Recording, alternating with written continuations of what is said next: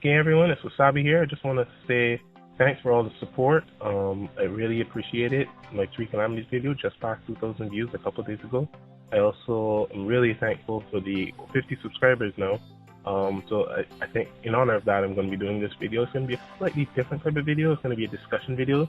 It's going to be a pretty long one, only because the topic, they won't all be this long. Most of them will be much shorter, but this one is just so much to talk about, so much to discuss. And I had so much that I wanted to say that when I was editing this video, I realized that there was just no way that I could do this in the usual format of my other 4 videos.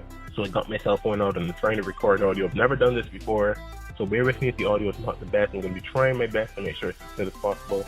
So just bear with that, and thank you all for listening.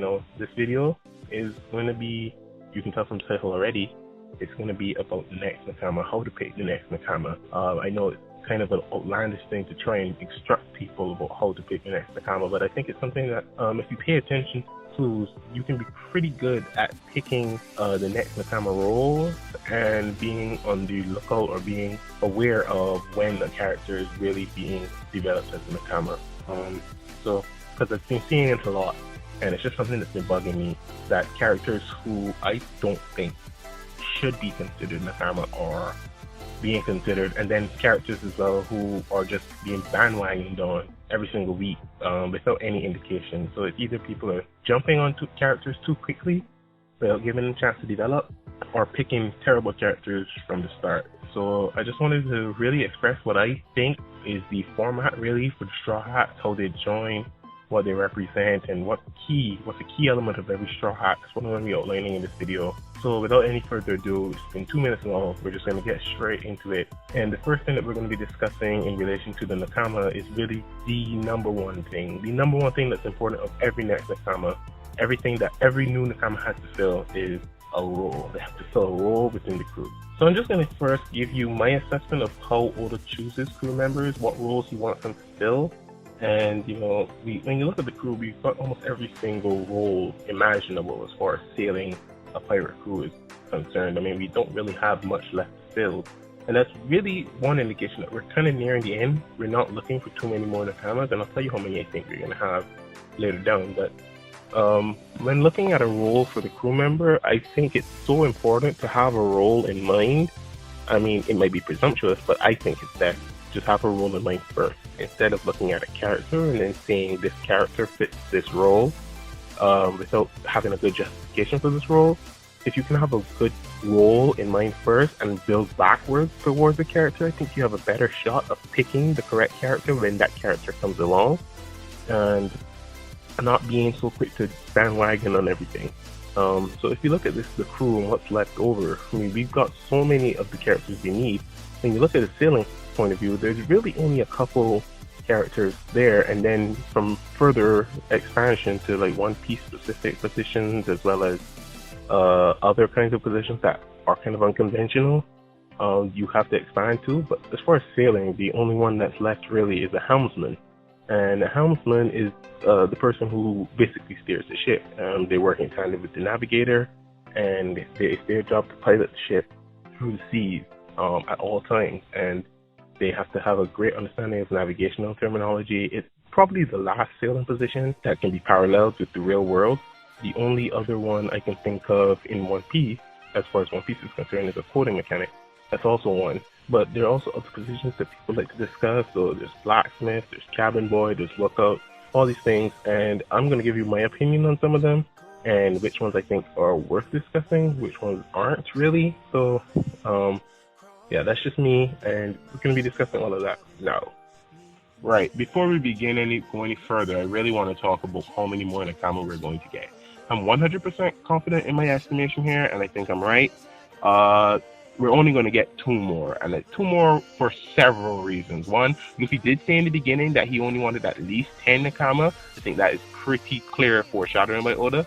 We're going to get 10 Nakama. It also matches Blackbeard's current number of imported Nakama, not counting his fleet. And like I said, we're not going to count the Straw Hat fleet either when comparing them with the Blackbeard Pirates. But the Blackbeard Pirates have 10 Titanic captains right now. Luffy is going to have 10 crew members to match Blackbeard's 10 Titanic captains. I've been saying this forever, and I think I'm 100% right here. The idea that it's a 4-4-4 pattern, I think, is so wrong, mainly because those fourth Nakamas that you always got in those fourth oceans were always in the arc just before we ended that section of the ocean. Brooke joined at Tillabar just before Sabidi. Nami joined in her village just before we got to Logtown and moved on. You can't then have a fourth Nakama, because if you follow that structure, the fourth Nakama would be joining just before Rastel or just before the transition to the end. So there's no time to get to know this character. We're not dealing with another set of ocean beyond, so you can have 4 more. We're dealing with the end of the end. So you still can develop the crew, but you still need time to develop these characters and let them grow. And it's so hard to find something for 9 main characters to do already. You already see Oda struggle with it. He always separates them. He always has to do things. We didn't have half the crew with us for all of Dressrosa, and that took forever because he had so many characters, so many side characters that Oda wanted to introduce. He has such a big world that he's trying to build that finding space for his main characters is actually becoming kind of a problem. So in my opinion, Oda definitely cannot have 13 main characters. That would just leave so many characters left to the sidelines, so many characters underdeveloped, and we don't want a situation like Naruto where all these characters are introduced for the tuning exam and then Kishimoto has to later discard them because he can't find storylines for them. And that's just something that we want to avoid in One Piece wherever possible. We like our characters, we like our crew, we like all of them, we want to see them all develop and grow. So there's just no room for 13 Nakama, in my opinion. Right, so moving on, I just want to go back to talking about role significance in the crew. There's an actual pattern that's distinguishable if you actually pay attention. There's some exceptions to this pattern, so you can decide for yourself if you think it's a pattern or not. But not counting Luffy, because Luffy is the main character, the number 1 character. He's not going to fit into any Nakama pattern. Oda drew Luffy and he said he gave him his powers because he liked being able to stretch and make his main character into funny positions. That's just something that Oda does. That's for him. But when you look at the Nakama, Oda has always created a through line as far as theme between his character's skill set in the crew, their role, and their fighting style. This is something that I've noticed, and it's continued to develop that way. And I can state confidently that this actually does exist because he's taken the time to develop these skills, even if they didn't develop in the beginning. Like for instance, Sanji was just a martial artist; he just kicked and he could cook. But there was no true line between his cooking skills and his kicking skills. And then all of a sudden he got Diablo Jambon, and suddenly he now kind of cooks his opponents in a way. So there's fire, and Brook started out as just a swordsman and with the Devil Fruit, and now all of a sudden he's gotten the music powers. Right after Brook's introduction, we got introduced to Apu and his music powers. So then it became obvious Brook was going to get music powers, and now Brook has music powers. So it's just one of those things that I think definitely exists. So if you want to go through them all, we just see that we have Nami is the navigator. She knows how to read the weather. She uses weather in her fighting. Usopp is the gunner. He's all about accuracy, and he uses sniper as his fighting style. Chopper is the doctor, and he uses his medical knowledge to augment his power set. Frankie, he's a shipwright. He builds stuff, he repairs stuff, and he built his own body and built his own fighting style. So it's always a thematic thing with Oda. I think Robin is the only exception, simply because Robin is not a pirate-related role. Her role is very story-related. Another thing about Robin is I don't think we will get another Nakama like Robin ever. The whole idea, she's so important, as you saw with this Do arc, that she's like the most important story-related character, and I don't think we're ever going to have that duplicated. So don't expect many non-pirate roles from now on, in my opinion, at least, because don't expect any, really, because Robin is that one exception that was needed by Oda to help explain the history of the story that he's building. So you're not going to see a thematic line there, but anytime it's a pirate-related role, you always see that the crew member kind of mirrors their fighting style using their designated role in the crew and skill set. And I think that speaks to a pattern that can be actually distinguished when looking at new and next Nakama. So if you pick your role first, which is why I talked about roles at the beginning, then you can potentially create a thematic team line and see where Oda is heading. For for instance, let's look at the helmsman. The helmsman's role is kind of like the navigators, but they're not into reading the weather. They're into reading the ocean. They understand how the ocean works against the ship, you know, what direction the waves move, what's the best way to descend the ship down a wave, and they understand things a little bit more technical than Frankie and Nami's current knowledge, even though they're really knowledgeable on currents and stuff. But a helmsman's job is to have a acute understanding of how ships move through water and how water affects the movement of a ship and how to manipulate that contact with the water to find the best way through areas. A helmsman, for instance, would be able to get you through, without a navigator's help, would be able to get you through some ridiculous rapids and rocks and stuff with swirling currents, because they understand, you know, it's like a driver in a race car. You know, anyone could get in a race car and drive it really fast, but not everyone can do it with the precision that a race car driver could. So that's just one of those things that's why I said, if you have a helmsman, he understands water, then it makes sense that your helmsman would, for instance, be a fisherman who uses water. And that's why I said that the helmsman position is going to be filled by a fisherman, which might sound like Jinbei. A lot of people are definitely, I'm not going to discount Jinbei, but I don't think Jinbei is going to join in that capacity. I think that our fisherman Nakama is actually going to come from Reverie. It's going to be a former slave in some way or form or fashion. But that's neither here nor there. I'll go into that theory probably after this video. But yeah, because that theory is on my OroJackson. I'll put the link in the description, but I'll also adapt it into a video for you guys. Anyway, moving on. Just like I said, so if you can pick a role, then you can actually build a character model off of that role using that pattern, because then you expect that this person, whoever fills this role, is going to have to use this understanding in their fighting style, because that's the way Oda has built his characters. A unique way to build the story and keep it interesting. So for instance, in the instance of a coding mechanic, I had this cool idea when I was brainstorming ideas for that theory. The idea is that if we're going to fill the position of a coding mechanic, then they need to be able to produce a substance that can actually coat the ship outside of the archipelago, just because of the special air in there, your resin stays it doesn't pop before you can coat the ship. That's the reason why you have to go to the archipelago. But if that environment is the only way, you know, then you can't really coat the ship. But what if someone had a devil fruit that allowed them to coat the ship, produce a substance that was similar or superior to the resin at the archipelago? So I actually have a theory for that. I'll also leave that for that video. Now, moving on from roles, there's another thing that's really important, is Oda loves unique characters. It is something about him. I mean, he started off with a whole bunch of human characters and he branched out, and I don't think we've had a normal human, like I mean, Robin, I guess, could come after Chopper, but ever since Chopper, we've been getting kind of bizarre humanoid creatures as Nakama.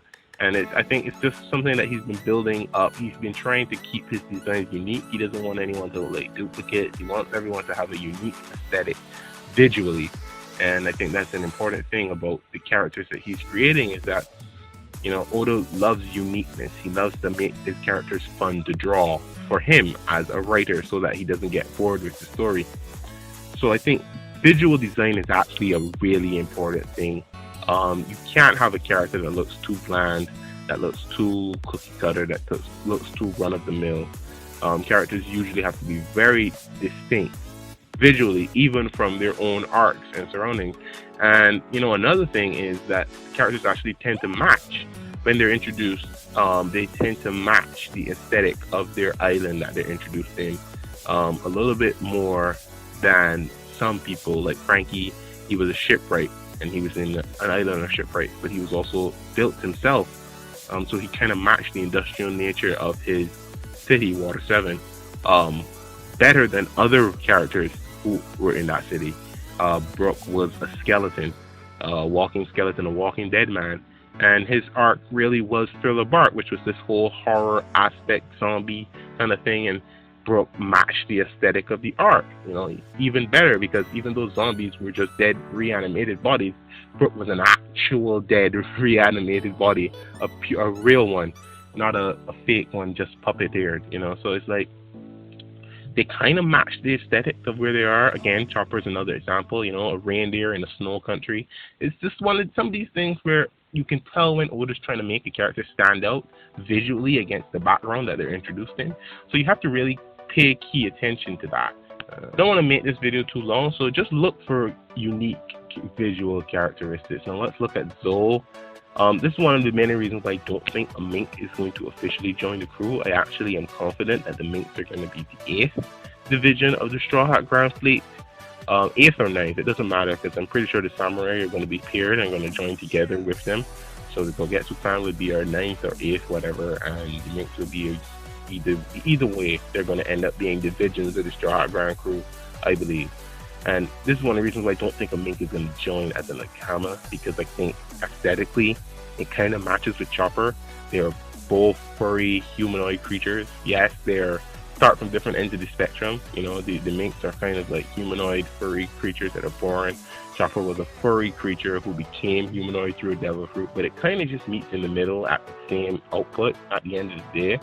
They are all humanoid animals, so that's basically what it is. So I don't think we'll get another one. And I know a lot of people like Carrot, especially with this current chapter. I'll be the first to say that I still don't think a mink will join, but I will not get angry at anyone for thinking Carrot could join, because she expressed this want to travel and stuff. That is classic, you know, Nakama talk. If there's one thing about Carrot, is that she doesn't seem to have a role. Like I said, the role is most important, and we can get into stuff like visual characteristics later, but Carrot doesn't really seem to have a role that's specific to the group. She would just be a mink for being a mink's sake. And, you know, like I said, I think Chopper can fill that role. I even think Chopper can learn Electro, so we'll get to that later. But I think she's just here in this arc because she matches what Oda's about to do, which is introduce Big Mom. And Big Mom has this Alice in Wonderland theme, if you don't know. And Carrot is a rabbit. And she also said, this same chapter, you know, that the sea is a wonderland. So it's very obvious. The Alice in Wonderland themes are very obvious why Carrot is coming along with this arc. I don't know what she'll get out of it, but like I said, that is two big things visually as far as identifying a candidate. Now, moving on and solidifying a candidate's position, they need to have a dream. This is some of the thing about Oda. The theme throughout his series is family. Nakama is really family. It doesn't mean crew. And it's all about family. It's all about loved ones, finding your true place in life, so that you can follow your dreams and having people that support your dreams. And this is so important for every Nakama to have their own important dream. While Luffy may do things for them, they never join out of just gratitude to Luffy.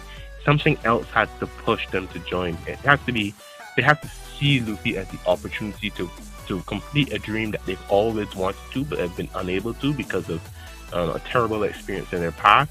So the third thing is really the dream and the flashback. These are the two things that you look for, and you know if a character is going to join. One of the many reasons why I don't think Jinbei is going to join is that Jinbei never got a personal flashback. We got the Fisher Tiger flashback, which was a plot-related flashback, and we got the Osuhime flashback, which was a plot-related flashback. Jinbei didn't get any particular focus in either of them, and that's why I feel like, you know, he's had 3 arcs and 2 flashbacks. He's been in 2 flashbacks, and he's not developed in the way that the other Nakama are. We can't identify a personal dream for Jinbei yet. So that's why I think he'll end up as a commander, and an important commander at that, but probably our most important commander because he probably end up with the job of protecting Shirahoshi. But still, I don't see him as a Nakama because of the lack of this. And this is one of the things that, you know, happened with Paulie. That Paulie didn't get a flashback. Once Frankie got his flashback, it was obvious that Paulie was not going to join. So, you know, you pay attention for when the flashback comes in an arc, who it centers around, and then you can have a really good idea of who's going to join the crew. So, you know, if Carrot gets a flashback in this Big Mom saga thing, then you can definitely consider her probably going to join. So, like I said, you can't always peg Oda down and say, oh, there's going to be no mink because it looks like Chopper. If Oda wants mink, you'll put a mink.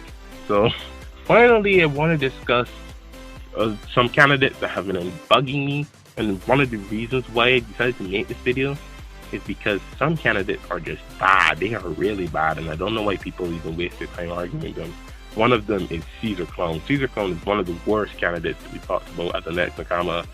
So irritating to discuss this with people. Like, you are reaching at straws to justify this guy. This guy is a sleazebag. He doesn't share the morality of the crew. And before I begin, the morality is also kind of important. They're pirates, so they do have some kind of leeway there, but they don't go ever too far. No Nakama ever goes too far. Going too far is really like poisoning and killing children as test rats. Whatever. That's just ridiculous. Anyone arguing for Monet or Caesar, I think, should have their head checked. They don't respect what it means to be a Straw Hat, really, because I can't see how you could like these people. You're supposed to root for these people after you know what they've done. So when Oda wants you to like a character, you're supposed to like a character. Like the Minx, you're supposed to like the Minx. You're supposed to be down with the concept of a Minx joining if they do join, or Minx being involved in the art. You're supposed to like them. You're not supposed to like Caesar Clown. You can use him as a butt of the joke, as Oda's been doing, but that just makes him a buggy 2.0. Once his villain job is done, he's basically no longer a threat, and he's just a joke. I mean, it's funny because they're both clowns. I think that's what Oda's going for. Like, Caesar is just a New World buggy. So don't pick characters like that. Don't pick a character and then try to build a role for them. I like Caesar Clown. He kind of makes me laugh, so I'm gonna pick. We definitely need a scientist all of a sudden. No, we don't need a scientist. You can't identify a reason why we need a scientist. You're saying we need a scientist because you think Caesar Clown is gonna join. Or Monet, we need an astronomer to go to the moon, even though the moon is right there and we can see it. So all we have to do is point a ship at it and go to it, just like he now did. You don't need an astronomer. We're not going through the stars. We're not traveling solar systems. All we're doing is going to the next nearest thing, which is entirely visible from where we are. There's no reason to go and get an astronomer just to get to the moon. All you need is some way to get there. So we don't need an astronomer. Monet is not even considered an astronomer. It might just be a hobby. Newsflash, just because you have astronomy books doesn't make you an astronomer. It just means that you might be interested in astronomy. So, people do it as a hobby. So that's just one of the things. I think Oda was just trying to show that she was smart. She had different interests. And that's all Oda was trying to show with Monet, is that she's not dumb. People looked way too much into that astronomy book thing, and Monet overlooked some of the key aspects that made Monet a bad villain. She was evil all the way through Punk Hazard. She did not care. She sweet talked kids into taking the candy, knowing that it was poisonous to them, knowing that eventually it would kill them, and knowing that they'd have to replace them with more kids later. They did not care, and they are terrible people. So I really don't want to see Monet and Caesar being talked about again at all. Another thing is the bandwagon character. We had Bartolomeo in Dressrosa, even though it was obvious that his shit would get way too old if he joined the crew. The fangasming every time any character did anything. I mean, it's fine if the others fangasm over Frankie every once in a while, but you can't have a character that fangasms over everything the crew does every single time. It gets really redundant. And it was obvious that Bartolomeo had kind of just outlived his welcome by the time he left. He left at the perfect time, just before he started to get really annoying. And Oda knew that, so he was never going to join the crew in a Nakama capacity. Peckham's is now the latest one, just because Peckham's is there. Really, there's really no reason why anyone thinks Peckham's is going to join. They just think he's there. That's really the only reason. I think he's associated with Big Mom. He's not going to leave Big Mom's surface anytime soon. And we're not going to defeat Big Mom, most importantly. So I might divide this video into two parts, mainly because it seems to be getting rather long, all the things I wanted to talk about. Now, other than that, I just wanted to say, take the time to really study a character. Don't just say, oh my gosh, it's a female, we need a female. Gonna jump on a female bandwagon. Oh my gosh, we've had this male, female, male, male, male, female, male, male pattern. Yada, yada, yada. Jinbei hasn't joined yet. Also, don't count chickens before they hatch. Jinbei hasn't joined yet. Like I said. Oh no, another thing, one more thing. We've never had Nakamas join in the arcs that they are not introduced. That's something that never saying. If they're destined to join, Oda lets them join right away. Even if he expands on their story to fit the dream flashback aspect later, he always lets them join right away after they've been involved in an arc to its completion. They go away. They can be introduced, for instance, Robin was introduced just after Risky Feet, but she was part of the Alabasta saga. She was So she was not going to join until after the Alabasta saga had been concluded. So she was introduced then, and it's still the same saga. Drum Island comes like a separate, its own self-contained arc and saga. Right. So definitely just take the time to the pattern. So if I'm going to tell you my own Nakama theory and what I think they're going to be like, you're not going to see names. That's one important thing. You're not going to see names because I don't think the characters that are going to join have been introduced for that simple reason alone. They always enjoy, they play a pivotal part in the art that they are going to join after, and they're always heavily involved in the action and the story, and they move plot points around. These are characters that are introduced to be impactful. They are Nakama. Alright, so that is basically the end of this video. I just wanted to get these thoughts out because, like I said, I tried to do this in my other format. There was no way that I could do this in my other format. It would have been way too much to read, way too much to listen to, because when you do that format, you really have to take the time to allow people to read your text. I find a different way to do it. I'm recording this on my phone, so while sitting in my closet with the bedroom door closed and the window closed, it's kind of crazy because I don't have a proper microphone. So just bear with me on that front. Thank you guys for listening. Give me your thoughts on anything that I've discussed. If there's different patterns that you think have occurred. I know there's the Odachi code theory. Probably the Odachi code, I think that's what Beck called it as well. Which I think is a good theory in terms of the true devil fruit, what devil fruits they might get in the future. I've done my own version of that. Other people have done their own version of that. So there are a lot of possibilities as far as that theory is concerned. I can give my thoughts on that, just so you know what I think. But as far as next Nakama is concerned, I don't see much more coming. Only 2, and you gotta pay attention to the role and the thing. And I don't think we're gonna get any Nakama until after Wano and Kaido is defeated. I don't see us getting any Nakama while we're still in this alliance. This alliance, I think, is more important to the grand scheme of things than Nakama at the moment. We're about to take down the Yonko. That's the big thing that we're doing. We're kicking off the Throne Wars. Like I was saying, just make sure to subscribe and let me know. Alright? And have a good day, guys. Again, thank you for all the support. And I'm back. And I'll get working on my Nakama theory video so you can actually see who I think or what roles I think are going to be filled and what powers those people are going to have.